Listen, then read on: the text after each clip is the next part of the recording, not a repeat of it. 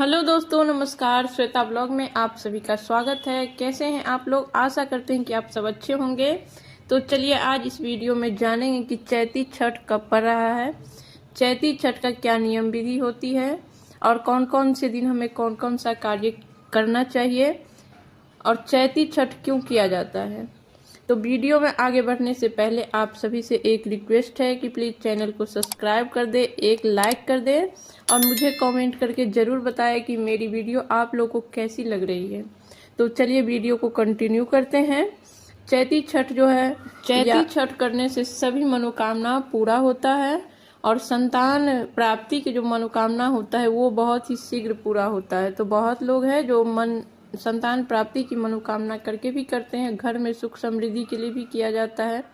मतलब छठ करने से ना संपूर्ण आपकी जो भी मनोकामना है सभी पूर्ण होती है। तो इस बार जो है चैती छठ पड़ रहा है।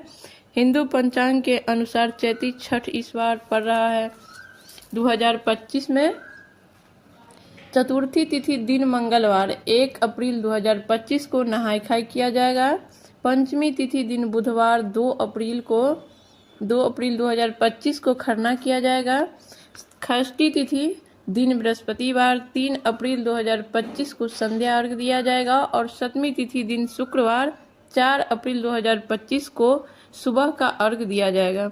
तो इस प्रकार है इस बार चैती छठ 2025 में। तो सबसे पहले बात करते हैं नहाय खाय। नहाय खाय से ये पर्व जो है वो शुरू हो जाती है और नहाय खाय के दिन हमें क्या क्या ध्यान रखना चाहिए।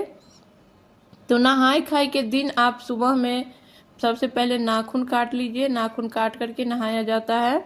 आपके यहाँ नाई आती है तो उनसे कटवा सकते हैं, अगर नाई नहीं आती है तो कोई बात नहीं है, आप खुद से भी काट करके नहा सकते हैं। नहाइए, किसी अगल बगल में कोई नदी है, पोखरा है तो वहाँ नहाइए। डुबकी लगाकर नहाना श्रेष्ठ होता है। अगर नहीं है तो आप घर पे नहाइए, लेकिन बाल धो करके नहाइए।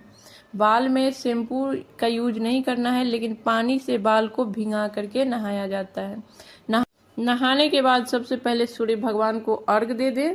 उसके बाद आप अपने घर के मंदिर में पूजा कर लीजिए, कुल देवता का पूजा कर लीजिए और उसके बाद नहा करके ही सात्विक आहार बनाया जाता है, जिसमें चना का दाल और कद्दू की सब्जी अनिवार्य होती है। उसके साथ जो भी सात्विक आहार होता है जो व्रत में खाया जाता है वो आप बना लीजिए और उसके बाद खाया जाता है। पहला भोजन जो किया जाता है उस समय गाय के लिए निकाला जाता है।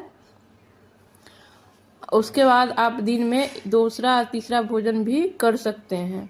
उसके अगले दिन खरना किया जाता है। खरना के दिन सुबह में ही संकल्प किया जाता है कि पूरे दिन जो है निर्जला व्रत पूरे दिन रखेंगे और नहा लीजिए। सवेरे सूर्य भगवान को अर्घ दे दीजिए और उसी समय संकल्प कर लीजिए कि आज पूरे दिन हम निर्जला व्रत रखेंगे और शाम में खरना करेंगे। शाम में फिर से नहा करके नया बर्तन, नया चूल्हा या फिर मिट्टी का चूल्हा जो होता है वो सर्वश्रेष्ठ होता है और लकड़ी का जलावन, आम की लकड़ी का जलावन से बनाइएगा तो वो ज़्यादा अच्छा होता है। चावल, दूध और मीठा को मिक्स करके खीर बनाया जाता है और साथ में गेहूं की रोटी बनाई जाती है। गेहूं को पहले ही चुन करके अच्छे से धो करके साफ करके पिसवाया जाता है अलग से, उसका रोटी बनाया जाता है। फिर आप नया वस्त्र पहने। छठ पूजा में नया वस्त्र ही पहना जाता है और नया लहठी भी पहना जाता है। लहठी या चूड़ी जो भी पहनते होइएगा, लेकिन लहठी ज़्यादा अच्छा होता है, इसीलिए लहठी ही पहने। और फिर नैवेद्य दिया जाता है खीर, गेहूं का रोटी, मूली और साथ में केला। जितना आप अर्घ दे रहे हैं, अर्घौती कर रहे हैं, उतना जोड़ा नैवेद्य दीजिए और आप जो उपवास कर रहे हैं उसका एक जोड़ा दीजिए और एक बढ़ा करके दिया जाता है। यानी कि कोई 5 देती है, कोई 7 देती है। इस तरीके से नैवेद्य दिया जाता है और नैवेद्य देने के और वहीं पे बैठ करके एक समय खाना खाना होता है, प्रसाद ग्रहण करना होता है। जो आप प्रसाद चढ़ाए हैं, रोटी, खीर और केला। और फिर अगले दिन जो है पूरे दिन निर्जला व्रत होता है,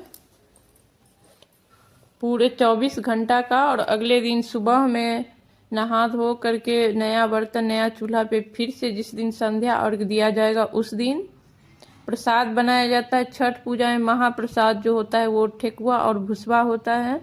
भुसबा चावल के आटा से बनाया जाता है। चावल को भून करके उसको पीस करके आटा बना लीजिए और उसमें मीठा मिक्स करके लड्डू बनाया जाता है। ठेकुआ जो है गेहूं के आटा में मीठा गुड़ को मिक्स करके ठेकुआ बनाया जाता है। ये महाप्रसाद होता है छठ पूजा का।